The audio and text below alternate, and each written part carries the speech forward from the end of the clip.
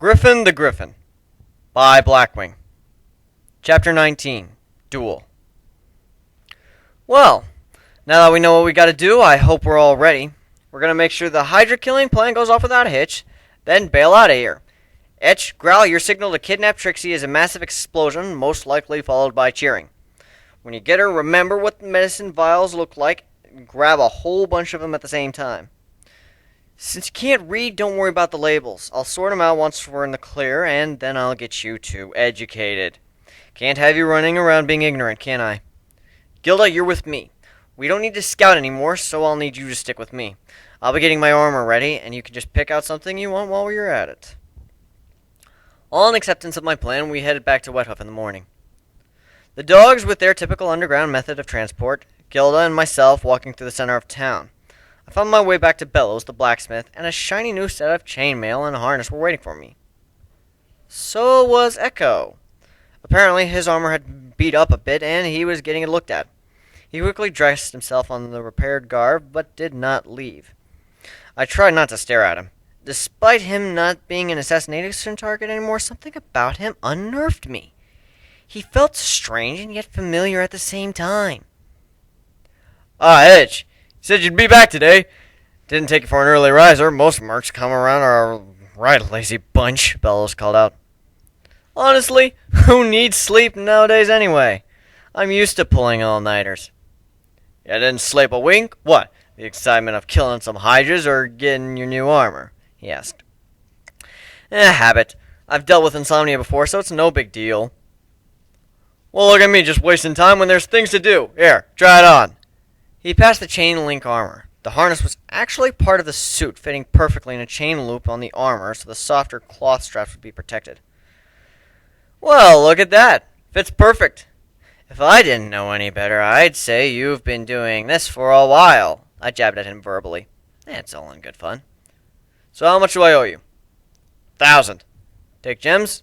Sure do. Ever since the green claws got wiped out, I've been hard-pressed to get gems around here for crafting. After debating the value of various pieces, we finally settled on a good price, and I passed him the glittering jewels. Echo spotted them and looked at them hungrily. None of that, you damned hound! Gilda scowled. Echo let his claws out, causing her to enter a fighting stance. To her surprise, his claws glowed with a faint light as he proceeded to draw a number of symbols and such that we didn't recognize. Sorry, Fido. Could you repeat that in English? Equestrian this time? He looked at me incredulously before using the standard alphabet, which he wrote. You mean you can understand this? Why wouldn't I be able to? All those fancy symbols from before looked like gibberish. Half of the books from the library were written the same way, while the others were normal. He paused for a moment and thought. Everyone around here uses those characters. I had to learn a whole new written language, and you're telling me you can understand this perfectly fine? How? Oh, crap, he's on to me. Wait, if everyone here uses that, how does he know it? Suspicious. He's probably thinking the same about me. Well, while the 26-letter alphabet is the main written form, the symbols seem to be pony-specific. It's kind of like how if two French ponies meet each other in a foreign country, they'll speak French to one another, but the native language to everyone else.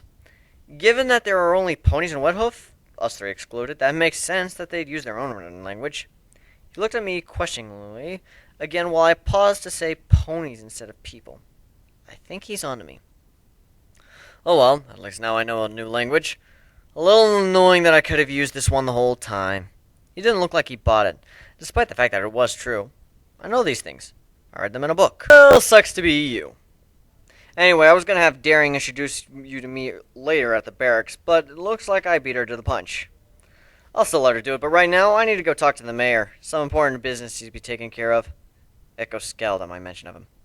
Just who are you anyway to have connections with the mayor? Ah, shit, no good. He's asking too many questions. I thought diamond ducks were supposed to be right. Daring told me he's not an idiot like the rest of them. Nobody. Nobody at all. Just someone he hired to help deal with the town's problem. I tried to fly off away to avoid the situation, but he grabbed my tail and flung me to the ground. So the mayor sent his spy after me? Why am I not surprised? I heard you talking with your little crew before, and I had my suspicions, but now I know for sure. I don't know who you are, but I know what you're planning. I won't fall into your little trap. I know full well the mayor has it out for me, and I know he's sending you to do his dirty work. Lying on my back, I kicked Echo in the chest, knocking him to the ground and flipped himself over, taking a defensive stance. Hold on, just listen for a second. Just listen to me for a moment and hear me out. Why, so you can stab me in the back while I'm distracted? Then there's no reasoning with you. I flew up into the air out of his reach. Echo got to his feet and looked up where I was, riding in the air. Come back down here and fight. I'm not letting you get off that easily. How about this? We fight. If you win, I tell you everything you want to know. And if I win, you hear me out, okay? Which are exactly the same thing, but I'm not telling him that. The various guard ponies, as well as some citizens, began gathering around. I pointed over a clear area that was used for sparring. I didn't look forward to Tithus killing me. Fine by me. So, we can do this one of two ways. First, we have an honorable duel. Shake hands, whatever. Or, with that I dropped a smoke bomb right on him, blinding him and causing him to cough, something particularly painful for him, given that his throat was slashed. I dove to the cloud and clubbed him with the flat of Hades, sending him flying into the town wall. He grumbled slightly as he stood up, in pain from my attack, but unfazed from the impact with the structure. I replied to him as the smoke cleared. Or we can do this the pirate way. We had a fair audience of civilian ponies, as well as Frostnap and Tithus. The guard captain was about to intrude, but the mayor held him off, saying that it was a duel and he shouldn't interfere. Apparently, the mayor figured that this was my attempt at killing Echo, and I wanted it to go smoothly. Bellows was also watching, probably hoping to see how well his armor fared. Echo drew his spear while I held the wide flat of Hades towards him in defense. We stared each other down, and I motioned to Gilda to stay out of the fight. Echo did the same with Daring. This is my fight, stay out of it. The two of them just looked at each other and scowled, threatening to start their own scuffle if the other so much as looked at them wrong.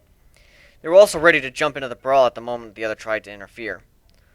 I have to say, having the guts to take on an armed Griffin with nothing but a whip and a hat, I'm impressed. They were promptly separated by the guards. Got it, they replied annoyed. In situations like these, it's best to just let us fight it out, rather than getting themselves involved. I could tell they were disappointed. Daring was never one to back down from a fight, and Gilda was always up for sending her blood with claws. You could hear a pin drop as the crowd waited for us to begin. Slowly we circled each other, sizing each other up. He was a full 2 heads taller than me and more muscular, but my sword and various other weapons gave me an advantage, as well as having the lower center of gravity. Echo's claws glowing with a faint light seemed eerie, unnatural. I moved first, using Hades like a shield and charging him, colliding with him, pushing him to the wall. He pushed against my blade with his massive paws, trying to push back. He couldn't twist the blade from my grasp, as he couldn't hold the edge without getting it cut. He had no grip on it. Crouched low and kicked me, sending me towards the crowd, which darted it out of the way. I quickly controlled my fall and got back to my paws, standing on my hind legs, taking the blade in both hands. I assumed a side stance with it, flapping my wings for balance. He seemed confused by this, as to why a quadruped would take a bipedal stance and eyed me inquisitively, trying to figure me out. He took a lower stance, clicking his claws together until they caught a blaze. Even though I'd heard about it before, it's really surprising to see it. Too bad for him that it will make no difference to my blade. Echo thrust with his spear over and over, each time the tip simply bouncing off the flat of my blade, uselessly as he circled around, trying to find a weak spot. Seemingly frustrated by the lack of progress he was getting with his weapon, he threw it to the side and began slashing frantically at me, each time his claws being blocked. He stopped for a moment to inspect, becoming confused as to why he hadn't damaged my blade at all. During his momentary distraction, I flew up, dove down, and did a somersault and smacked him on the back of his head with it. Unfortunately, it was only a grazing blow and did not have nearly as much an effect. Still sent him stumbling. Considering that he couldn't get around my defense and he couldn't get through it, he decided he'd smash right into it and try to crush me with it. Echo jumped into the air, balled his paw in a fist still blazing, wound his arm up, then came crashing down on me. His fist collided with the flat of my blade, sending vibrations all through my arms as I struggled to keep my guard up. The flames washed over me, thankfully blocked by the blade while they went around, leaving only a couple of my feathers with blackened tips. Realizing that he had finally gotten serious, I intended to do so as well. I dropped Hades, causing Echo to fall by the sudden lack of resistance. Reached into my pack and threw a vial of knockout gas onto him. It smashed on his face, the fumes wrapping around him. Slowly he fell to his knees. I drew Hades from the ground and pointed it at his face. Looks like I win, Echo. Frost Snap looked very pleased.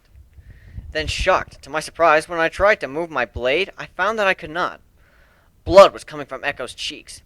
He had bitten down on the tip of the blade and was holding it there. His jaws were locked on it. Despite being a creature that eats gems, the blade did not crack or break. Its edge did not even dull in its maw.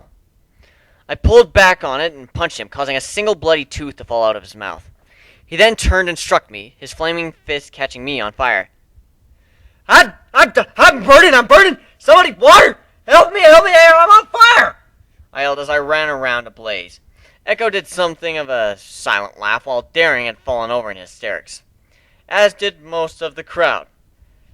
Thankfully, Frost Snap decided to intervene at this point, using his ice magic to put out the flame, as well as freeze my feet straight to the ground. Whew. Thanks, Frosty. The mayor gave me a huff and then walked off, obviously disappointed that I failed to kill Echo, even though that wasn't my intent. Besides, if I had decided to, I would have done exactly this. Have a friendly duel to figure out what I was up against. I'll have to talk with him later. So now you tell me what I want to know. Echo roared after his claws extinguished, yet pointed at me while I was frozen in place. Yeah, you won, I guess. You held your breath when I gave you the knockout gas. Smart move. Come on, change the subject, please, work. I figured you'd try something like that when you used a smoke bomb. You're rather clever. Can't figure out why I couldn't bite through your sword, though. Yes, he's going off on a tangent. Now I just need to free my feet. Dragon scale. The thing can cut diamond if I swing hard enough. I have to say, the last thing I expected when I came to Equestria was getting falcon punched by a diamond dog. As soon as I said that, Echo's eyes went wide as if he had just seen a ghost. How do you know about Captain Falcon? He asked. I stood there for a second, letting it sink in. How do you? For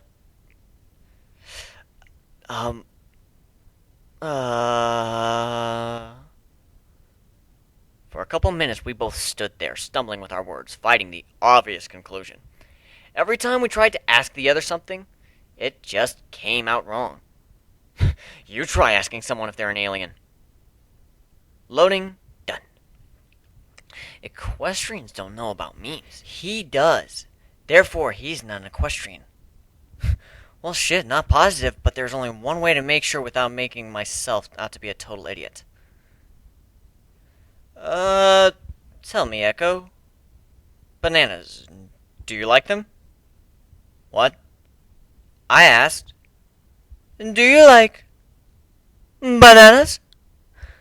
I didn't think it was possible for his eyes to go any wider at that moment. Gilda and Daring Do looked at the two of us, wondering what the hell bananas had to do with anything. I know where you can go, Bananas.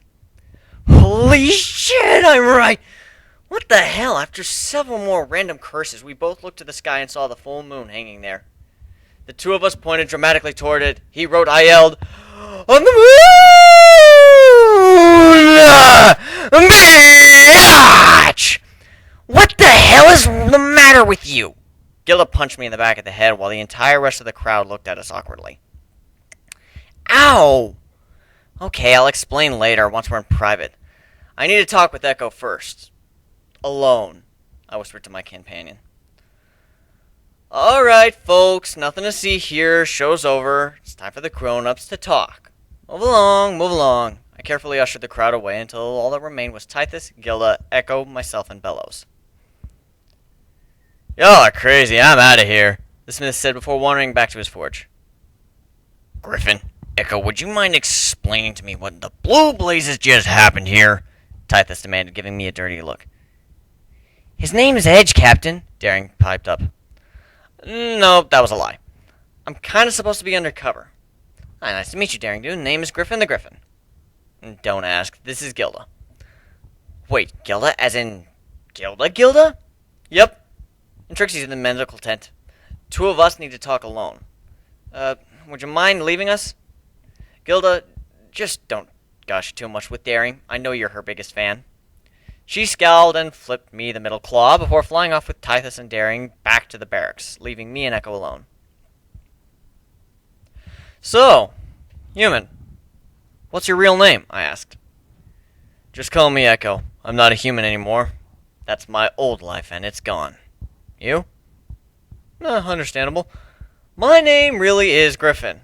It's just irony that I am one. Echo gave a smirk. How'd you get here? Some old dude in a net cafe snapped his fingers. Discord punted me out of my universe. Should have known it was him. He was rather obvious when I think about it. My guy was completely unassuming. All he did was ask me questions if I'd missed my family and friends, and when I said no, he said, off you go, and that was it. If Discord is Sheo Gareth, my guy was Jigalag. That's one way to put it. Echo then explained that he woke up in the Temple of Chaos, met Daring Do, killed Awizodal after getting his throat ripped off, saved Daring, and was now stuck helping Wethoof with its Hydra problem. Mary Sue. I'm not. R2. Oh, well then, what have you been doing? Well, I first woke up in some Celestia Forsaken desert, was unconscious for a day or so while Gilda looked out for me. Then I killed a dragon by flying down his throat, then a bunch of Diamond Dog slavers. After hearing Gilda's sob story about being a slave and all, I decided to take over the whole damn northern province.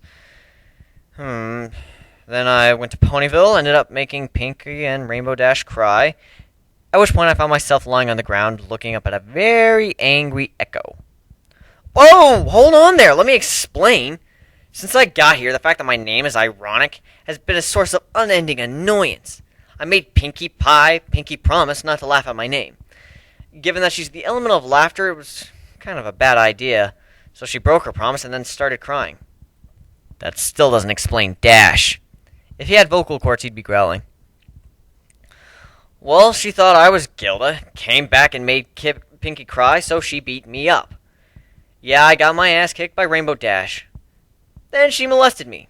Before I came to Equestria, I had a bad life. Like, really bad. Bullies? Yeah, so I kind of blew my fuse at her. I ended up apologizing and telling her my story, minus the different world bit. She still never said sorry for accidentally raping me. Then I fled Ponyville after I stole some books from Twilight's library. Before you say anything, I was gonna pay for them, but they weren't for sale. I really needed them, though. I never thought Rainbow Dash would be like that.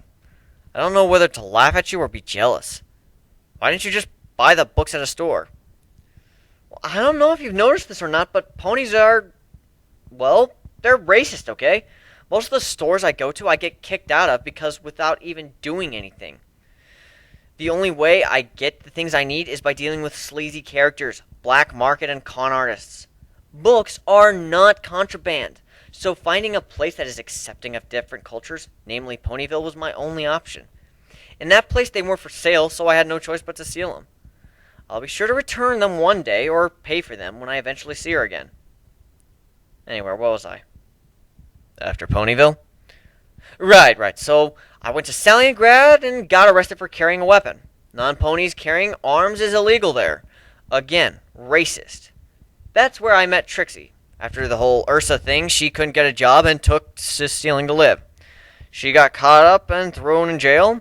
Me and Gilda busted her out, and then she joined the team. We saved Blue Blood from some Diamond Dog slavers, found out there's some prophecy about a Diamond Dog, except he's a wolf or something that goes around killing dragons and is going to take over Gem Fido or something like that. I don't know.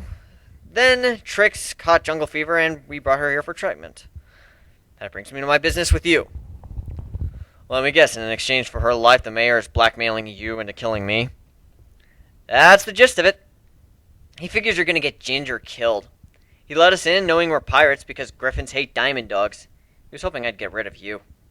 For the sake of making things go smoothly, I'm going to tell him that I can beat you and I'll deal with you during a Hydra fight. Then after I fail to do so, I'll have my own dogs kidnap Trixie from the medical ward and we'll scram. Well, everyone but Daring thinks I'm from a far-off country. What about you? Gilda and Trix know I'm an interdimensional alien, and I directly told Twilight that, so I'm sure the rest of the main six and the princesses know.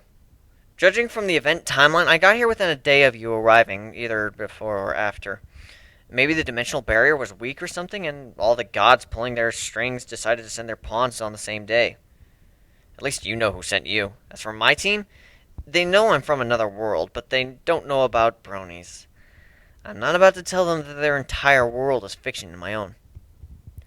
Disarray explained that Discord watched our world, and that we actually are more chaotic than he is, so he brought me here to stir things up. Which means that it's not fiction, despite the fact that we're drawn. I mean, we have outlines for crying out loud. Sounds like he should have picked me instead. Wait, who's Disarray? At which point, something that looked like Discord, although a little smaller, with lobster claws and such, popped out and gave a bow. Ooh, I've never seen a genie like this before. Don't. He is fully aware of the internet, and unless you want to get lasered, I suggest you stop right there.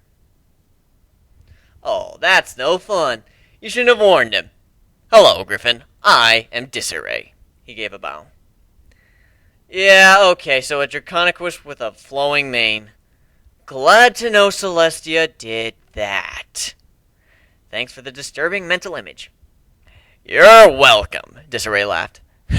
What was my father thinking bringing you here, Echo? Griffin would have been a much better choice for his goals, whatever they are. Right, this day keeps getting weirder and weirder. A diamond dog who's actually a human, Discord and Celestia's son. Maybe you could head to the barracks. When they ask what the hell is going on with the two of us, just tell them we're from the same place, go way back, and we didn't recognize each other because it's been so long. I have to go lie to the mayor. They agreed. Disarray vanishing, and Echo headed back to the cabin. Mayor Frostsnap, a Griffin here to see you. Send him in. Hey, Frosty, what's up? Time to annoy the hell out of him. I see you failed in your attempts to slay Echo. I am not impressed, Griffin, not impressed at all. You played around too much. You could have killed him several times easily, and you simply let it go. Do you not remember what I said previously? I never head into anything without gathering information and planning it out first. If I had killed him there, I would have been run out of town. That would not have been a good idea since one of my crew members is still in the infirmary. I was testing the waters, if you will. Having a friendly duel to test his strength. See how he fights without any risk. I know for a fact I can kill him now.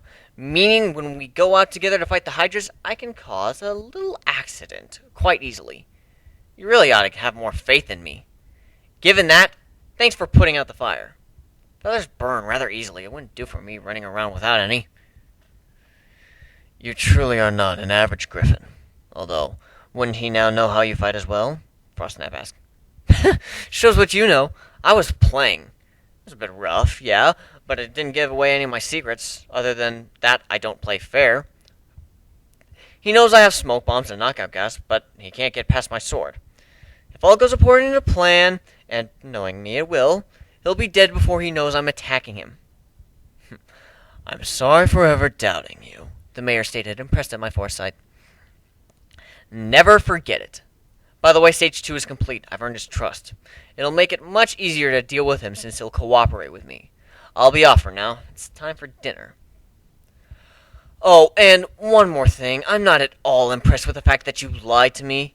Echo happens to be a key element in the defense of this settlement. If I had killed him before your daughter's hospital stay took longer than expected, you would be in a heap of trouble. All it would take for that gunpowder to be useless was a bit of rain. Considering we're in a rain forest, that is a big risk. I'm glad I know what I'm doing.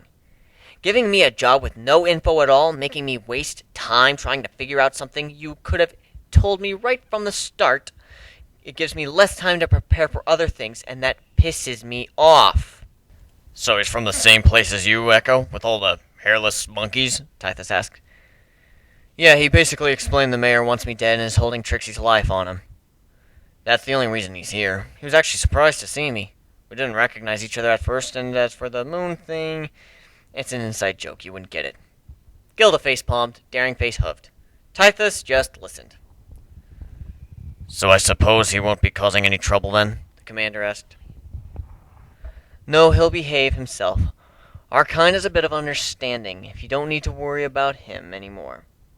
All the trouble he got in before was actually the result of ponies treating him poorly because he's a griffin. Hmm, that sounds familiar, Coconut added. At that moment, the doors opened. Ah, there you all are. I walked over to the group of Gilda, Tithus, Coconut, Daring, and Echo sitting at a table where I was stopped by two guards who were quite upset at the trouble I had caused earlier, even though Echo was the one who attacked me. Tithus motioned them to let me through. The civilians glared at me the whole way over there. Fighting against the voice of the people gives you a bad rep. Not that I care, but it makes certain things more difficult. So, what's for eats? After listing off a number of pony-only dishes, the waiter finally got to the ones I could eat. I chose an omelet, which I then scarfed down with haste as soon as it arrived. So, I take it Echo explain what's going on? Yes, except for what you're gonna do, Tithus replied. Considering that Ginger Snap will be back on her hoof tonight and will be ready for the Hydras tomorrow, he's gonna be expecting results. I've already taken care of it. If the reinforcements come before the Hydras, I'll just grab Trixie and bail. If the Hydras show up before the guard, then I'll be airlifting Echo and Ginger out of the danger zone after they set off the fireworks. After the whole thing goes up in flames, I'll be cleaning up anything that survived. Just make sure that when two diamond dogs go into the medical tent that nobody stops them. We'll be out of your hair before our celebration starts. Kind of a shame. First time I see an old friend, he's a damn pirate and he's got to bail as soon as he's done. Yeah, but what are you gonna do, right? What do you mean, old friend? You act like you know each other, and at the same time you don't. Daring asked. Echo began to explain, but given that he had to do so in two written languages, I decided to do it. While we may not know each other personally, we both come from a certain group of individuals that were all brought together by a certain cause. The purpose was to make the world a better place, so even though we may not actually know each other, we're cut from the same cloth, which is why we say old friend, even though we've never spoken before. He knows me better than you and Trixie do. So you really are just a big softy after all, aren't you? Life sucks, I want to make the world a better place. That's rich. You out of everyone making the world a better place. Gilda elbowed me. Ah, shut up. Besides, you know the plan. What do you think that would happen if we succeeded? I shot back. Only myself and Gilda knew exactly what we were going to do, with Trixie, the dogs, and now Echo being aware of the goal. Well, I'm going back to the camp. Gotta keep the dogs in line. Gilda then left and flew back to the camp. She was just pissed off that I replied to her snide remark. I'm going to get some shut-eye as well. I've got a big day tomorrow. Tithus then left. I should go back to the kitchen. Coconut left. I'm off to bed. Don't stay up late, you two. Daring scolded. Yes, Mom. I replied with a smile. She scowled. So, is there a reason you had me stick around afterwards? Echo asked. Yep. It's time to write a letter to the princesses. Wait, what? But I thought you were a pirate. What are you doing writing letters to Celestia? And Luna. As for what? Trolling. You can't be serious. I am. I asked her what the airspeed velocity of an unladen swallow was, which she surprisingly told me to specify the type, and the other day I asked Luna if she ever mooned anyone. I haven't actually sent that letter yet. I usually send a group of letters all at the same time whenever I get a chance. Let's see. Oh. Dear Princess Celestia, I met your son today. Discord locked him up for 2,000 years over a misunderstanding. What kind of a villain locks up family for 2 millennia over a little spat? Anyway, that's not the point. Do you like bananas? Sincerely, Griffin. Really? Isn't that kind of mean? I mean, she'll be thinking about Luna on that one. In case you didn't know, I'm kind of an asshole. Alright, now you write one. I passed him the quill and parchment. I'm not sure. Oh, come on, it'll be fun. Echo looked at it thoughtfully and began to write.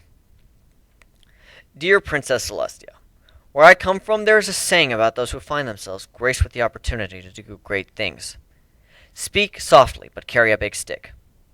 Well, I can't speak at all, and my spear is taller than me. It is unlikely that you have heard of me, and I could care less if you have. I do not bow to your sovereignty, as I am not a natural-born denizen of your realm.